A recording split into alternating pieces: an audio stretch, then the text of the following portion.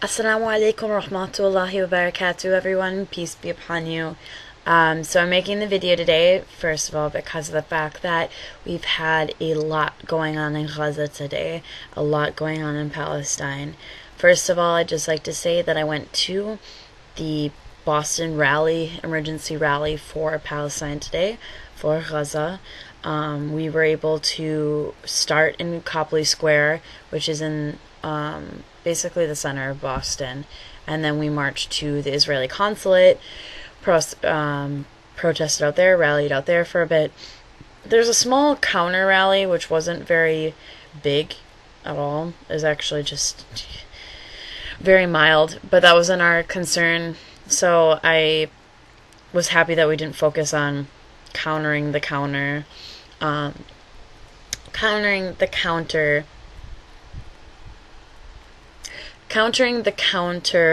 protest.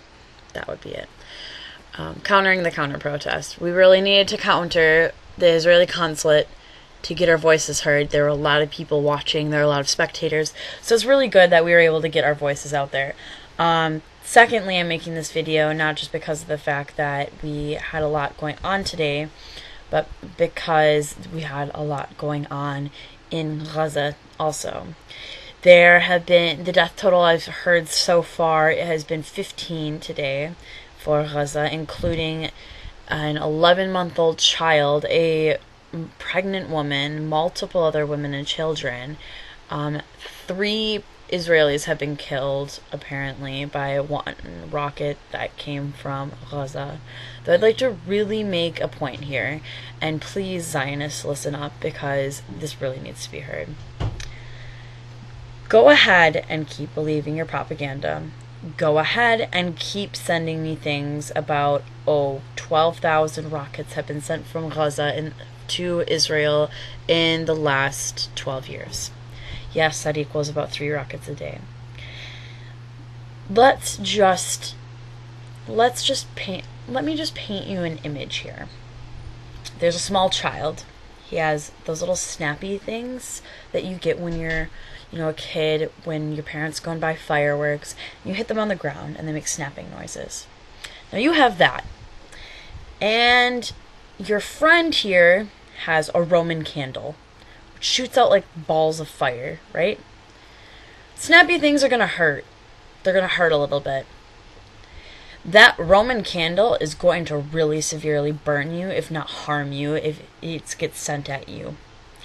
So, I think we can paint the picture really quickly here and really easily here about who's Palestine and who's Israel. Palestine is a little kid with snappy things, handmade, very small, not dangerous.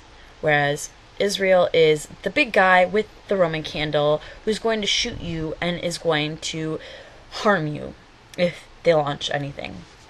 Now, with that in mind, there have been rockets that have been shot over into Gaza, into areas all over, where Israel Defense Forces have sent leaflets in Arabic about how people should stay away from Hamas, stay indoors, and not do anything. So you're being told by the country, the hegemonic power that's surrounding your country, to stay indoors. Not only that, but they're threatening to cut off all communications from you to the outside world.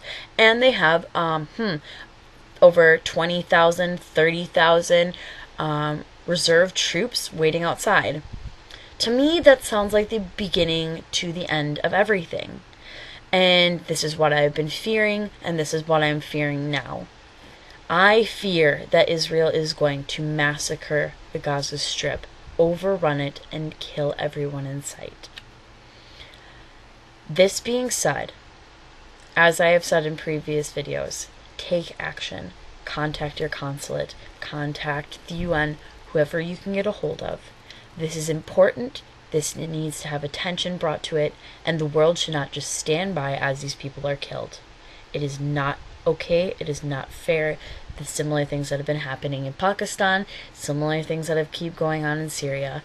But right now, Gaza is at the forefront. There are troops waiting outside to invade for a full-on war, an attack on a small state.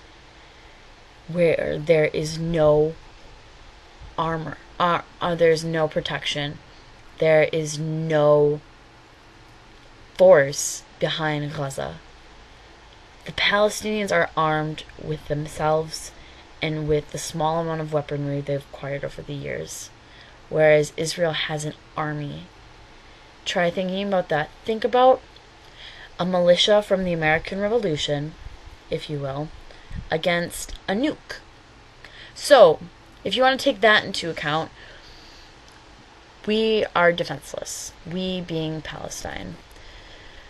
Palestinians need all the support that they can get. If we can be the voices, at least we can do something. Because right now we cannot be there to fight for them or fight with them. Palestinians are very strong people. Every Palestinian I've ever met in my life has been very strong, very great person. I think we should also keep this in mind. You need to help in the areas that you can. Educate and get help. And help voice your opinion. And that's all I can ask for. Another thing that I would like to add to the end of this is that my Arabic professor, who is Palestinian, her father's building today was hit by a rocket. He is now missing. In class today, she had to leave the class right after us because she found this out. If you could please pray for her, keep her in your thoughts, I would really appreciate it. I'm sure she would too. I really hope you guys enjoyed a video of me putting my opinion out there, and I would like to say some last few things. There is no justification for killing an unarmed person. There's no justification for killing civilians. There's no justification for killing children, women, men that don't have anything to do with Hamas. There is no justification. No matter what history has gone in has come from the past, no matter what has happened in recent events, no matter who hit who first, there is no justification for picking on the little guy. And that little guy is feisty and fierce and strong, but that little guy does not have the power as this huge bully does. Israel is the bully, and oppression is not okay when people are being killed. It's not okay when people are being occupied. Resistance is necessary. Please be the voice of resistance. Thank you so much. And Jazakallah khair and Assalamu alaykum.